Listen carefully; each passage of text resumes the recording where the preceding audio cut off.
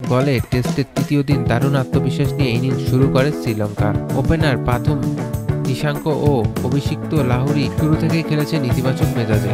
যদিও উদ্বোধনী জুটি 50 রানের ঘরে স্পর্শ করতে পারেনি, তবে তারা 47 রানের মাথায় উদারকে ফিরিয়ে দেন তাইজুল ইসলাম। এরপর নিশাঙ্কর সঙ্গে জুটি গড়েন অভিজ্ঞ দীনেশ চান্ডিমালা। দুজনের ব্যাটে দলীয় শতক পার করে ফেলে শ্রীলঙ্কা। লাঞ্চের পর হাফ সেঞ্চুরি পূর্ণ করে নিশাঙ্ক 88 বলে। এরপর 134 বলে তুলে নেন ক্যারিয়ারের দ্বিতীয় সেঞ্চুরি। অন্যদিকে ধীর গতিতে 99 বলে হাফ সেঞ্চুরি তুলে নেন চান্ডিমালা। নাইম হাসানের ডেলিভারিতে 54 রান করে আউট হন চান্ডিমালা। এরপর কার্ড অফ অনার আসেন নিজের শেষ টেস্ট খেলতে অ্যাঞ্জেলো ম্যাথিউস। 63 ওভার 4 বলে শ্রীলঙ্কা 250 রান পার করে। এরপর 75 বলে জুটি 50 পূর্ণ করে নিশাঙ্ক ও ম্যাথিউস। দলীয় 293 রানে দ্বিতীয় উইকেট হারায় শ্রীলঙ্কা।